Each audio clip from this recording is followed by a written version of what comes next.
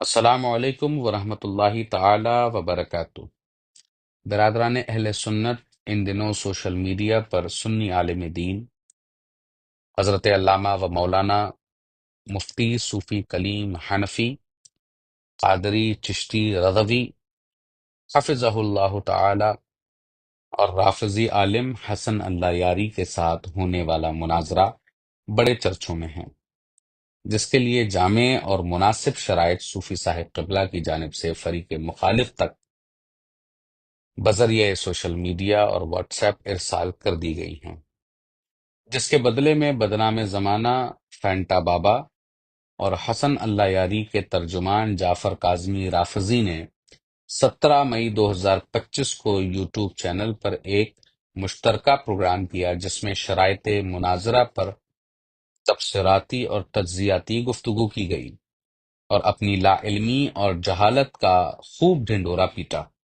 ظاہر سی بات ہے کہ اہل علم کی باتوں پر تبصرہ کرنے کے لیے ہر حال میں علم کا ہونا ضروری ہوتا ہے، اور یہاں دونوں کا حال آپ سب دیکھ سکتے ہیں۔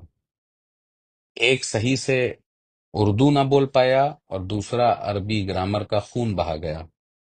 فقیر بقائی کو جعفر رافضی کی گفتگو سننے کا اتفاق ہوا تو ابتدائی گفتگو میں عربی عبارت کے ساتھ ہونے والے ظلم و بربریت کو دیکھ کر دل سے تکلیف محسوس ہوئی، اور درون دل سے یہ آواز آئی، آج جاہل بھی ہیں عالم کا لبادہ اوڑھے، ایسے باباؤں سے ایمان بچائے رکھنا۔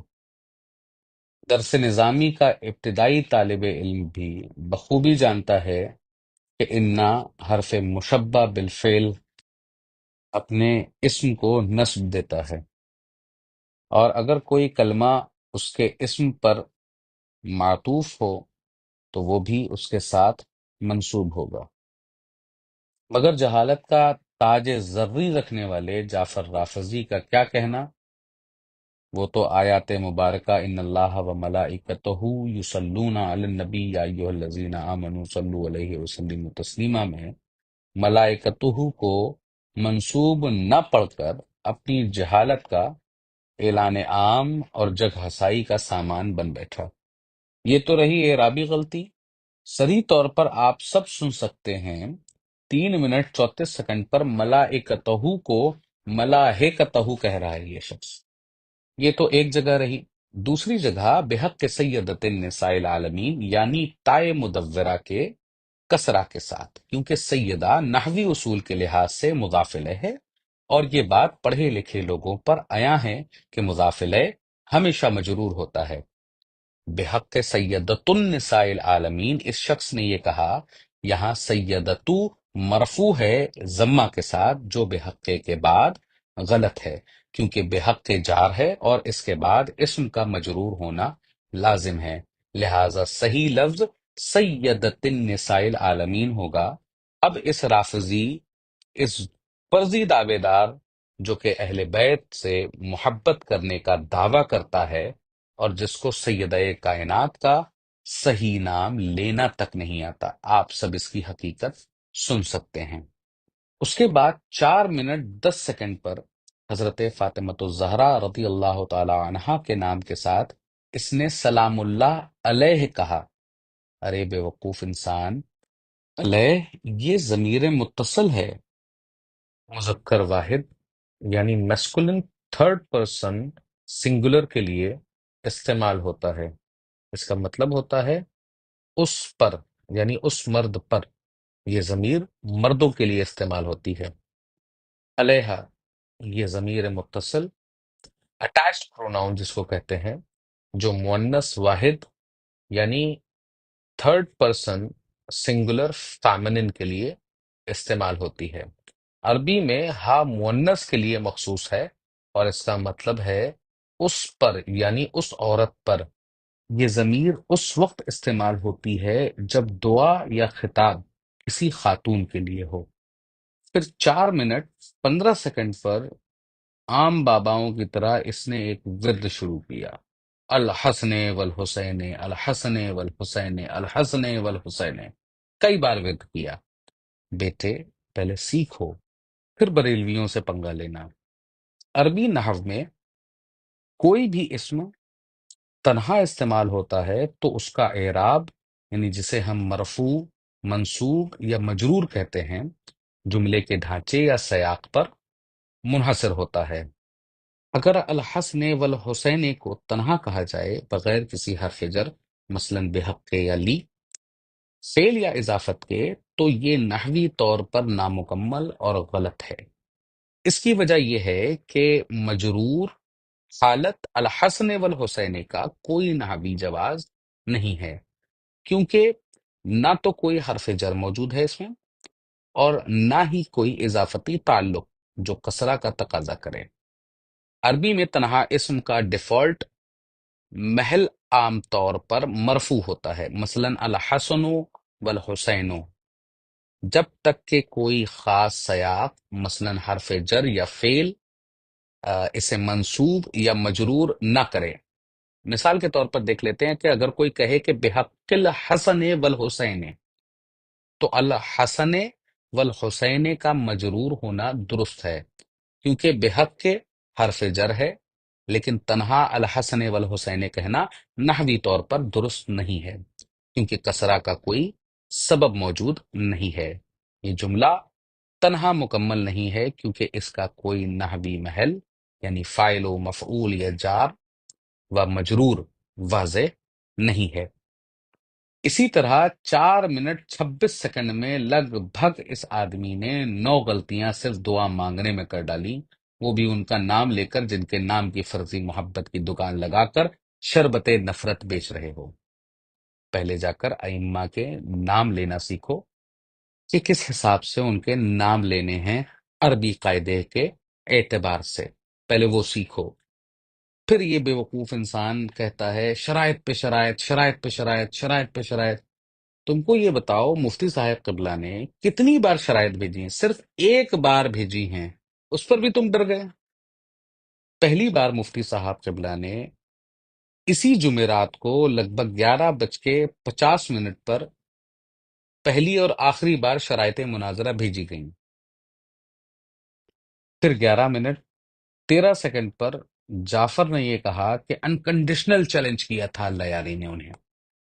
اب سب سے پہلے جان لو کہ تمہارے اس تکبر بھرے لفظ کا معنی کیا ہوتا ہے۔ انکنڈیشنل کا مطلب ہوتا ہے بغیر شرائط کے۔ اس کا مطلب یہ ہے کہ چیلنج کرنے والا بحث کے لیے کوئی مخصوص شرائط، مثلا موضوع، وقت، جگہ یا شرکا پر پابندی عائد نہیں کر رہا ہے۔ وہ ہر طرح سے اور ہر طرح کے موضوع پر ہر وقت ہر شخص کے ساتھ بحث کرنے کے لیے تیار ہے۔ اب اگر تمہیں یہ شرائط نہ بھیجی جاتی تو اب یہ جو لفظ تم نے انکنڈیشنل بولا ہے اس کے خطرات کیا ہوتے؟ اگر کنڈیشن واضح نہ ہو تو چیلنج صرف ایک دعویٰ بن کر رہ جاتا ہے۔ میں آسان کر کے آپ سب کو بتا دوں کہ اگر کوئی شخص یہ کہتا ہے کہ میں فلاں مذہبی عقیدے یا سائنسی نظریے پر انکنڈیشنل چیلنج دیتا ہوں کہ کوئی مجھ سے بحث کرے، تو اس کا مطلب یہ ہے کہ وہ چیلنج کرنے والا شخص ہر قسم کے دلائل، ہر شخص اور ہر فورم پر بحث کے لیے تیار ہے، بغیر کسی پیشگی شرط کے۔ مثلا سوشل میڈیا پر کوئی لکھتا ہے میں فلاں موضوع پر کسی سے بھی کسی بھی وقت بحث کر سکتا ہوں، کوئی آئے۔ یہ ایک انکنڈیشنل چیلنج ہے۔ اب جب تمہاری طرف سے انکنڈیشنل چیلنج تھا تو تم اب ہماری جانب سے بھیجی گئی شرائط پر کیوں رو رہے ہو؟ اصل میں تم یہ چاہتے ہو کہ اللہ یاری کہے کہ وہ دیکھو اڑتا ہوا ہاتھی، ہم اسے مان لیں کہ ہاں ہاتھی اڑ رہا ہے۔ یہ کیسے پاسبل ہے؟ پاگل انسان، انکنڈیشنل چیلنج تمہاری طرف سے ہے، مفتی صاحب کی طرف سے تھوڑی ہے۔ وہ تو شرائط بھیجیں گے ہی تاکہ تم بھاگ نہ پاؤ، اور جو دعویٰ تمہارا ہے نعوذ باللہ تکفیر شیخین کا، اسے تم اصول و ضوابط کے ساتھ نعوذ باللہ ثابت کر پاؤ اور مفتی صاحب ان دلائل کا رد کریں۔ پوری گفتگو میں سب سے زیادہ یہ شخص رویا ہے کہ اتنی لمبی ڈیٹس کیوں دے دی۔ بھائی صاحب، کسی بھی انسان کے شیڈیول پروگرام ہوتے ہیں، مصروفیات ہوتی ہیں، وہ شخص فوراً اویلیبل نہیں تھا، اس لیے 10 جون کی ڈیٹ دے دی، آپ نے 13 جون اناؤنس کر دی۔ بھائی صاحب وہ شخص بھاگا یا ڈرا تو نہیں نا آپ کی طرح؟ وہ تو ببانگے دہل کہہ رہا ہے کہ 13 جون کو روافظ کا جنازہ اٹھے گا، اور انشاءاللہ 100% اٹھے گا۔ ڈر تو تمہاری جانب سے صاف ظاہر ہو رہا ہے کہ جب وہ دعویٰ اصول و ضوابط کے ساتھ ثابت کرنے کو کہا گیا تو تم پیچھے ہٹ رہے ہو۔ پھر یہ رویا کہ چہرہ مسخ کر دیا گیا اللہ یاری کا ہمارے بچوں میں۔ بیٹا تم ہمارے صحابہ پر جھوٹ باندھ کر ان کا کردار مسخ کرنے کی ناکام کوشش کرو اور ہمارے بچے تمہارا چہرہ مسخ نہ کریں۔ بیٹا تم مل جاؤ تو گدھے پر بٹھا کر تمہیں گھمایا جائے گا، اور اس کی اجازت ہمیں شریعت سے ملتی ہے۔ تم گستاخ صحابہ اور گستاخ اولیاء ہو، تمہارا حشر برا ہوگا انشاءاللہ۔ اور میں اس فینٹا بابا کو تو کچھ کہنا نہیں چاہ رہا تھا، لیکن 21 منٹ 20 سیکنڈ کے وقت میں یہ جو صوفیوں کی بات کر رہا ہے کہ مفتی صوفی کلیم حنفی مولوی صوفی ہیں، اور ہم یعنی وہ فینٹا بابا ریل صوفی ہے، اور وہ اہل بیت سے محبت کرتا ہے۔ بیٹا اصل تصوف دیکھنا ہے تو مسلک اعلی حضرت کو دیکھو، اہل بیت سے محبت دیکھنا ہے تو امام عشق و محبت مجدد دین و ملت امام احمد رضا کی محبت کو دیکھو، اور مسلک اعلی حضرت کے پاسبانوں کو دیکھو جو فرماتے ہیں کہ بحر تسلیم علی میدان میں سر جھکے رہتے ہیں تلواروں کے۔ اہل سنت کا ہے بیڑا پار، اصحاب حضور نجم ہیں اور ناؤ ہے عطرت رسول اللہ کی۔ علی ہیں اس کے دشمن، اور وہ دشمن علی کا ہے جو دشمن عقل کا دشمن ہوا صدیق اکبر کا۔ کیا بات رضا اس چمنستان کرم کی، زہرا ہے کلی جس میں حسن اور حسین پھول۔ مرتضی شیر حق اشجع الاشجعین، ساقیے شیر و شربت پہ لاکھوں سلام۔ اصل نسل صفا وجہ وصل خدا، باب فصل ولایت پہ لاکھوں سلام۔ شیر شمشیر زن شاہ خیبر شکن، پرتو دست قدرت پہ لاکھوں سلام۔ پھر پورے وقت یہ جعفر صرف ایک رونا روتا رہا شرائط کا۔ تو سنو کہ مناظرے سے قبل شرائط رکھنا ضروری ہے، کیونکہ ہمارے امام غزالی فرماتے ہیں مناظرے کا مقصد حق کو ظاہر کرنا ہے، نہ کہ صرف غالب آنا۔ اگر اس مقصد کے لیے شرائط پہلے سے طے نہ کی جائیں تو مناظرہ جھگڑے میں تبدیل ہو جاتا ہے۔ یعنی شرائط جس کو ہم کہتے ہیں وقت، موضوع، منزل بحث، حکم کا تعین، دلائل کی قسم وغیرہ، اس کا تعین ضروری ہے تاکہ مناظرہ حق کی طرف لے جایا جائے، نہ کہ نفاق اور تکبر کی طرف۔ پھر شیخ ابو زہرا لکھتے ہیں کہ مناظرہ شروع کرنے سے پہلے دونوں طرفوں کے شرائط پر اتفاق لازم ہے، ورنہ یہ علمی گفتگو نہیں بلکہ اخلاقی فساد بن جاتا ہے۔ یعنی ہر ایک کو معلوم ہونا چاہیے کہ کس موضوع پر بات ہو رہی ہے، کس دلیل کو قبول یا رد کیا جائے گا، کس وقت تک بات چلے گی، کیا جواز ہوگا، داخلی یا خارجی معقول دلائل کا۔ امام فخر الدین رازی نے اپنی کتاب میں لکھا ہوا ہے کہ جدل یعنی مناظرہ کی ابتدا اس وقت فائدہ مند ہوتی ہے جب دونوں متکلمین پہلے شرائط پر راضی ہو جائیں۔ یہ بھی سن لو کہ تمہارے خود کے عالم دین محمد حسین طباطبی اپنی کتاب میں لکھتے ہیں کہ مناظرہ اس وقت تک مکمل نہیں ہوتا جب تک فریقین آپس میں شرط قبول نہ کر لیں۔ اگر شرط قبول نہ ہوں گی تو وہ مناظرہ نہیں بلکہ ایک جنگ ہوگی جو فتنے کا سبب بنے گی۔ اور میرے عزیز جعفر، اگر اللہ یاری اپنے باپ سے پیدا ہے تو شرائط سے ڈرے نہیں، اگر اس کے پاس ثبوت ہے۔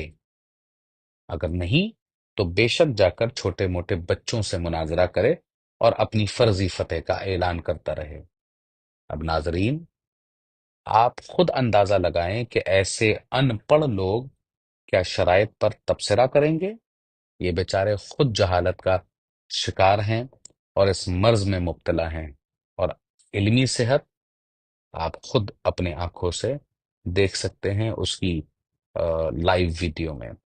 ایک بات تو پکی ہو گئی ہے کہ ان گستاخ صحابہ اور دشمنان امیر معاویہ کے پاس کوئی علمی شخصیت نہیں ہے، سب یتیم العلم ہیں۔ اس جماعت کی قیادت اور سیادت یہ لوگ جو کر رہے ہیں، اللہ تعالیٰ امت کو ان کے شر اور فتنے سے محفوظ فرمائے، آمین یا رب العالمین۔